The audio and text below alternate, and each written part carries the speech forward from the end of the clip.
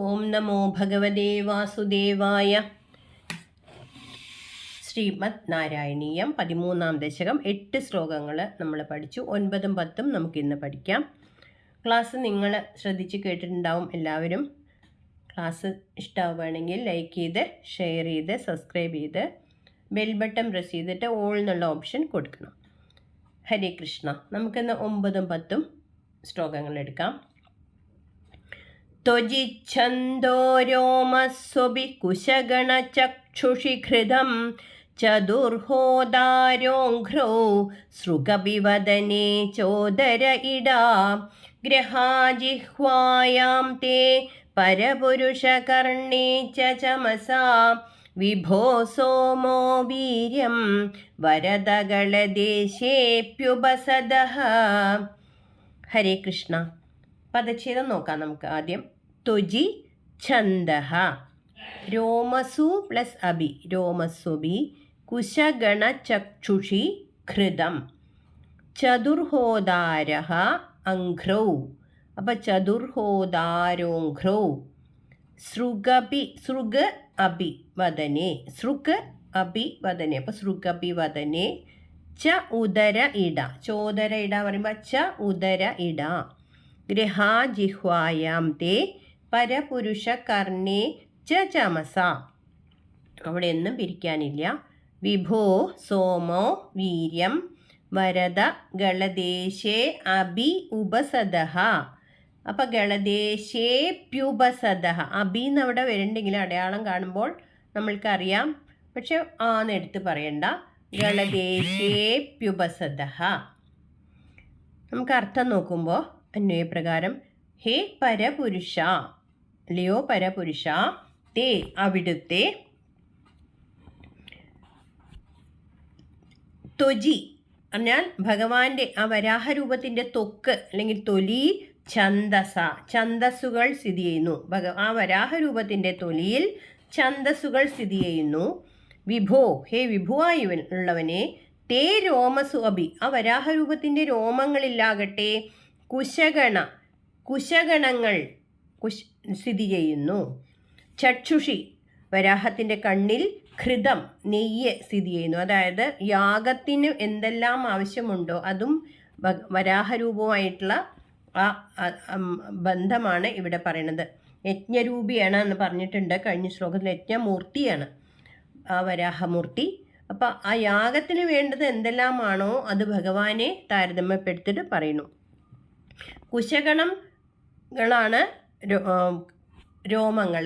ചക്ഷുഷി കണ്ണിൽ നെയ്യ് സ്ഥിതി ചെയ്യുന്നു. ഹേ വരദ വരം നൽകുന്ന ഗുരുവായൂരപ്പ.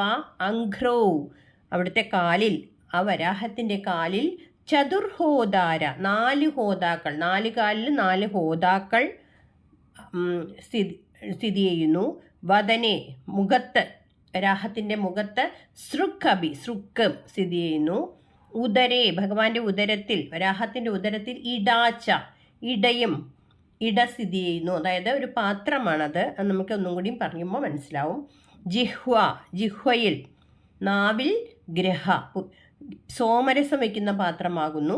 കർണേ വരാഹത്തിൻ്റെ കാതിൽ ചമസാജ ഭക്ഷ്യവസ്തുക്കൾ പകർന്നു വയ്ക്കുന്ന പാത്രങ്ങളാണ് ഭഗവാന്റെ കർണങ്ങൾ. വരാഹമൂർത്തിയുടെ വീര്യം ഭഗവാന്റെ വീര്യം, അതായത് വരാഹമൂർത്തിയുടെ വീര്യം രേതസിൽ സോമരസവും ഗളദേശേ വരാഹമൂർത്തിയുടെ കണ്ഠദേശത്തിൽ ഉപസത്തുക്കളും സ്ഥിതി ചെയ്യുന്നു എന്ന് പറയുന്നു. ഇവിടെ യജ്ഞത്തിൻ്റെ വിവിധ അംഗങ്ങളെ ആ വരാഹമൂർത്തിയായ ഭഗവാന്റെ അംഗങ്ങളായിട്ട് അവതരിപ്പിക്കുകയാണ്. അപ്പം ഛന്ദസ് ഒരു യജ്ഞത്തിന് യാഗം ചെയ്യുമ്പോൾ എന്തെല്ലാം വേണം? ഛന്ദസ് അതായത് മന്ത്രങ്ങൾ വേണം. വേദ മന്ത്രങ്ങൾ, കുശപ്പുല്ല്, നെയ്യ്, ഹോതാക്കൾ, സൃക്ക്, ഇട, സോമരസം വയ്ക്കാനുള്ള പാത്രം, ഭക്ഷ്യവസ്തുക്കൾ പകർന്നു വയ്ക്കാനുള്ള ചമസപാത്രം, സോമരസം, ഉപസത്തുകൾ, ഇതൊക്കെ യാഗത്തിൻ്റെ അവശ്യ ഘടകങ്ങളാണ്. നമ്മൾ യാഗങ്ങൾ അതിരാത്രമൊക്കെ കാണാൻ പോകുമ്പോൾ നമ്മൾ ഇതെല്ലാം കണ്ടിട്ടുണ്ടാവും. ഇവ ഓരോന്നും ഭഗവാന്റെ വരാഹമൂർത്തിയുടെ ഓരോ ശരീരഭാഗമാണെന്നാണ് ഇവിടെ നമ്മൾക്ക് പറഞ്ഞു തരുന്നത്.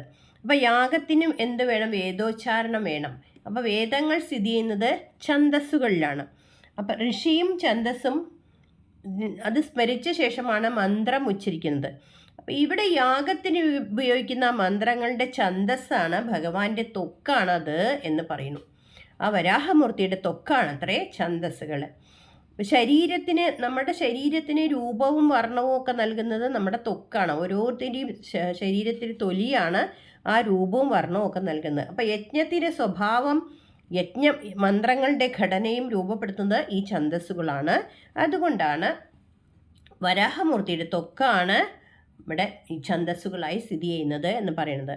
കുശപ്പുല്ല്, അത് യാഗത്തിന് ഒഴിച്ചുകൂടാൻ പറ്റാത്ത വസ്തുവാണ് കുശപ്പുല്ല്.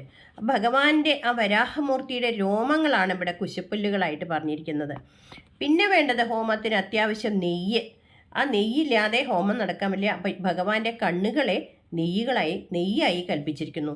യാഗം നടത്താൻ 4 തരത്തിലുള്ള ഹോതാക്കൾ വേണം. അവിടെ 4 ജോലികൾക്ക് 4 തരം ആൾക്കാർ, അവർ ഹോതാക്കൾ എന്ന് പറയും. അതായത് അവരുടെ പേരാണ് അധര്യു, ബ്രഹ്മൻ, ഹോതാവ്, ഹുദ്ഗാതാവ്. ഇവരാണ് 4 പേര്. 4 തരത്തിലുള്ള ജോലികളാണ് അവർ ചെയ്യുന്നത്. അപ്പം ആദ്യം വേണ്ടത് എന്താണ്? അധര്യു. എന്താണ് അവരുടെ പണി? യാഗവേദി ഒരുക്കുക, പാത്രം, വിറക്, ജലം തുടങ്ങിയൊക്കെ എത്തിക്കുക, അത് ക്രമീകരിക്കുകയൊക്കെ ചെയ്യുക, യാഗാഗ്നി കത്തിക്കുക, യാഗപശുവിനെ കൊണ്ടുവരിക, ബലി അർപ്പിക്കുക, പിന്നെ തുടങ്ങിയ യജുർവേദങ്ങൾ ഇതെല്ലാം യജുർവേദങ്ങൾ മന്ത്രങ്ങൾ ഉച്ചരിച്ചു കൊണ്ട് ചെയ്യുന്ന ആചാര്യനാണ് അധര്യു എന്ന് പറയുന്ന ആള്. രണ്ടാമത്തത് ബ്രഹ്മൻ എന്താണ് ജോലി? യാഗകർമ്മങ്ങളുടെ മേൽത്തോട്ടം വഹിക്കുക, തെറ്റുവരാതെ നോക്കുക, ഇതൊക്കെ ചെയ്യുന്ന ആചാര്യനാണ് ബ്രഹ്മൻ. ചതുർവിധ ഹോതാക്കളിൽ പ്രധാനി ബ്രഹ്മനാണ്. കാരണം എല്ലാം തെറ്റുവരാതെ നോക്കേണ്ട പണി ഈ ബ്രഹ്മനാണ്. അതുകൊണ്ട് ബ്രഹ്മൻ ഏറ്റവും പ്രധാനിയാണ്. പിന്നെ ആജ്യവും ഹവിസ്സും അഗ്നിയിൽ അർപ്പിക്കുന്ന യാഗാചാര്യനാണ് മൂന്നാമത് ഹോതാവ് എന്ന് പറയുന്നത്. സാമവേദങ്ങൾ ഗാനം ചെയ്യുന്ന യാഗാചാര്യനാണ് ഉദ്ഗാതാവ് എന്ന് പറയുന്നത്. അപ്പം ഇത് 4 പേര് അവിടെ യാഗത്തിൽ ഓരോ കർമ്മങ്ങൾ ചെയ്യാനും നോക്കാനുള്ള ആൾക്കാരാണ്. അത് ഭഗവാന്റെ 4 കാൽപാദങ്ങളാണ് എന്ന് പറയുന്നു. അടുത്തത് ഹോമം ചെയ്യാനുള്ള തവി, ആ നെയ്യൊക്കെ അതിലേക്ക് ഹോമിക്കാനുള്ള തവി, അതാണ് സൃക്ക്. ആ സൃക്ക് ഭഗവാന്റെ മുഖമായിട്ട് കൽപ്പിച്ചിരിക്കുന്നു. ഹവിസ് പകർന്നു വയ്ക്കാനുള്ള ആ പാത്രമാണ് ഇട. യാഗദ്രവ്യമാണ് പുരോടാശം. അപ്പം അത് വെക്കാനുള്ള പാത്രമാണ് ഇട.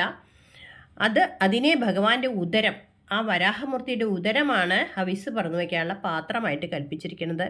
സോമരസം പകർന്നു വയ്ക്കാനുള്ള പാത്രങ്ങളാണ് ഗ്രഹങ്ങൾ എന്ന് പറയുന്നത്. അത് ഭഗവാന്റെ നാവിൽ സ്ഥിതി ചെയ്യുന്നു, അതാണ് ജിഹ്വയിൽ സ്ഥിതി ചെയ്യുന്നു പറയുന്നത്.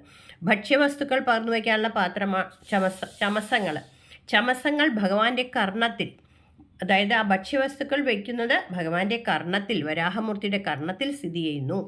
ഇങ്ങനെ യാഗത്തിന് ആവശ്യമുള്ള സോമരസ്യത്തെയാണ് ഭഗവാന്റെ രേതസ്സായിട്ടും കണ്ഠദേശത്തെ ഉപസത്തുക്കളായിട്ടും കൽപ്പിക്കുന്നു. ഇങ്ങനെ വരാഹമൂർത്തിയുടെ ഓരോ അവയവങ്ങളും യാഗത്തിൻ്റെ ഓരോന്നുമായിട്ട് താരതമ്യപ്പെടുത്തി നമ്മൾക്ക് ഇവിടെ കൽപ്പിക്കുന്നു. അപ്പോൾ എന്താണ് ഈ ഉപസത്ത്? യാഗാംഗമായ ഇഷ്ടികകൾ, അതിനെ പലതിനെയും ഉപസത്ത് എന്നാണ് പറയുക. നമ്മൾ കണ്ടിട്ടുണ്ടാവും ഇഷ്ടികകൾ പ്രത്യേക രീതിയിലൊക്കെ അവിടെ വെച്ചിരിക്കുന്നത്. അപ്പോൾ സോമരസം തയ്യാറാക്കുന്നതിന് മുമ്പുള്ള ജ്യോതിഷ്ഠ ഹോമത്തിൽ അത് പ്രത്യേകിച്ചും വേണം. അപ്പം ഇവിടെ നമ്മൾ എന്തിനാണ് യാഗങ്ങളും ഒക്കെ ചെയ്യണത്? ലോക നന്മയ്ക്കായിട്ട്, ദേവന്മാരെ പ്രസാദിപ്പിക്കാനാണ് ഈ യാഗങ്ങളൊക്കെ നടത്തുന്നത്. അതിന് നടത്തുന്ന കർമ്മമാണ് യാഗം. അപ്പം ഇവിടെ യജ്ഞവരാഹ രൂപം എന്തിനു വേണ്ടിയിട്ടാണ് അവതരിച്ചിരിക്കുന്നത്? ലോക നന്മയ്ക്ക് വേണ്ടി അവതരിച്ചതാണ് വരാഹമൂർത്തി എന്ന് നമുക്ക് പറഞ്ഞു തരുന്നു. അടുത്തത് നമുക്ക് ശ്ലോകം 10 ചൊല്ലി നോക്കാം. ദശകം 13, ശ്ലോകം 10. മുനീന്ദ്രൈരിത്യാദി സ്ഥവനമുഖരൈർമോദിതമനാഃ മഹീയസ്യാ മൂർത്യാ വിമലതരകീർത്യാ ച വിലസൻ സ്വധിഷ്ണ്യം സംപ്രാപ്ത സുഖരസവിഹാരീ മധുരിപോ നിരുന്ധ്യാരോഗം മേ സകലമഭിവാദാലയപദേ. സർവത്ര ഗോവിന്ദനാമ സങ്കീർത്തനം. ഗോവിന്ദ ഗോവിന്ദ. നമുക്കാദ്യം പദച്ഛേദം നോക്കുമ്പോൾ മുനീന്ദ്രൈ ഇത്യാദി സ്തവന മുഖരൈഹി മോദിതമനാഃ മഹീയസ്യ മൂർത്യാ വിമലതരകീർത്യാ ച വിലസൻ സുധിഷ്ണ്യം സംപ്രാപ്തഃ സുഖരസവിഹാരീ മധുരിപോ നിരുന്ധ്യ രോഗം മേ സകലം പ്ലസ് അഭി സകലമഭി വാതാലയ പദേ. അധികം പദച്ഛേദമില്ല അതിൽ.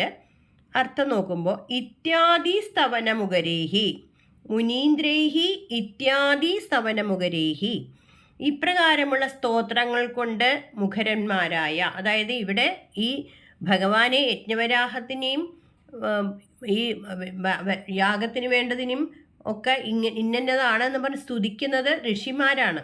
അങ്ങനെ ഇപ്രകാരമുള്ള സ്തോത്രങ്ങൾ കൊണ്ട് അവിടെ സ്തുതിക്കുന്ന മുനീന്ദ്രേ, ആ മുനീന്ദ്രന്മാരാൽ മോദിതമന, സന്തോഷിക്കപ്പെട്ട മനസ്സുള്ളവനായി ആ വരാഹമൂർത്തി. എന്നിട്ട് മഹീയസ്യ, മഹത്തായ മൂർത്തിയാലും വിമലതര കീർത്തിയാച, പരിശുദ്ധമായ കീർത്തിയാലും വിലസൻ, ശോഭിക്കുന്നവനും സ്വദിഷ്ണം സംപ്രാപ്ത, ഇങ്ങനെ ഇതെല്ലാം കേട്ട് സന്തോഷിച്ചിട്ട് തൻ്റെ വാസസ്ഥലമായ വൈകുണ്ഠത്തെ പ്രാപിച്ചവനുമായ സുഖരസവിഹാരി, സുഖരസത്താൽ വിഹരിക്കുന്നതിനുമായ മധുരിഭോ വാതാലേപതേ, ഹേ മധുരിഭുവായ ഗുരുവായൂരപ്പ, മേ എൻ്റെ സകലമഭിരോഗം, എല്ലാ രോഗത്തെയും നിരുന്ധ്യ, അവിടുന്ന് നിരോധിക്കണമേ എന്ന് പ്രാർത്ഥിക്കുന്നു. അതായത് 9-ാം ശ്ലോകത്തിൽ ഭഗവാന്റെ വരാഹമൂർത്തിയെ യജ്ഞരൂപിയായിട്ട് സ്തുതിച്ചതായിട്ട് വിവരിച്ചു. ഇങ്ങനെയുള്ള അനേകം സ്തോത്രങ്ങൾ കൊണ്ട് സ്തുതിക്കപ്പെട്ട ഭഗവാൻ സന്തുഷ്ടനാവുകയാണ്. വളരെ വലിയ ശരീരം കൊണ്ടും പരിശുദ്ധമായ കീർത്തി കൊണ്ടും ശോഭിച്ച ആ ദേവൻ, ആ വരാഹമൂർത്തി തിരിച്ച് തൻ്റെ വാസസ്ഥലത്തേക്ക് വൈകുണ്ഠത്തിലേക്ക് തിരിച്ചുപോയി. അപ്രകാരമുള്ള ഭഗവാനോട് ആചാര്യൻ പറയുന്നു, എല്ലാ രോഗങ്ങളെയും നിരോധിക്കണമേ എന്ന്. മേ രോഗം സകലം അഭിനിരുന്ധ്യ എന്നാണ് പ്രാർത്ഥന. സകല രോഗവും എന്ന് പറഞ്ഞത് ശരീര സംബന്ധിയായ രോഗത്തെ മാത്രമല്ല, നമ്മുടെ മനസ്സിൻ്റെ കാമക്രോധാദികളായ രോഗങ്ങളെയും അജ്ഞാന ദുരിതാദികളെയും ചേർത്താണ് ഇവിടെ വാതാലയപദേ എന്ന സംബോധന കൊണ്ട് വാതരോഗം ശമിപ്പിക്കാൻ ഗുരുവായൂരപ്പനോട് സവിശേഷമായ കഴിവും ഇവിടെ പറഞ്ഞിരിക്കുന്നു. അപ്പോൾ മധുരിഭോ എന്ന സംബോധനയും പറഞ്ഞിരിക്കുന്നു. ഭഗവാന്റെ തന്നെ കർണമലത്തിൽ നിന്നുണ്ടായ അസുരനാണ് മധു എന്ന അസുരൻ. ഭഗവാന്റെ ചെവിയിലുള്ള ആ കർണമലത്തിൽ നിന്നുണ്ടായ അസുരനാണ് അത്രയും മധു. അപ്പം അത് അജ്ഞതയുടെയും അഹങ്കാരത്തിൻ്റെയും പ്രതീകമാണ് ഈ മധു എന്ന അസുരൻ. അപ്പം ഈശ്വരകാര്യം നേടാൻ, അർഹത നേടാൻ അജ്ഞതയും അഹങ്കാരവും ഒക്കെ നശിക്കണം. അപ്പോൾ മധുരിഭുവായ ഭഗവാനോട് ഒപ്പം പ്രാർത്ഥിക്കണം, നമ്മുടെ ഉള്ളിലുള്ള അല്പമാത്രമായ അഹങ്കാരം നശിപ്പിക്കണം എന്ന്, അജ്ഞത മാറ്റിത്തരണം എന്നും കൂടി പ്രാർത്ഥിച്ചുകൊണ്ട് എല്ലാ രോഗങ്ങളിൽ നിന്നും നമുക്ക് നശിപ്പിക്കണമേ, എല്ലാ രോഗങ്ങളിൽ നിന്നും നമ്മളെ രക്ഷിക്കണമേ എന്ന്, ദുരിതങ്ങളിൽ നിന്ന് രക്ഷിക്കണമേ എന്ന് ഭഗവാനോട് പ്രാർത്ഥിക്കുന്നു. നമ്മൾക്കും ഒപ്പം പ്രാർത്ഥിക്കാം, നമ്മുടെ രോഗങ്ങളെല്ലാം ഭഗവാൻ ഇല്ലാതാക്കി തരട്ടെ. ശ്രീഹരേ നമഃ. ഓം നമോ ഭഗവതേ വാസുദേവായ.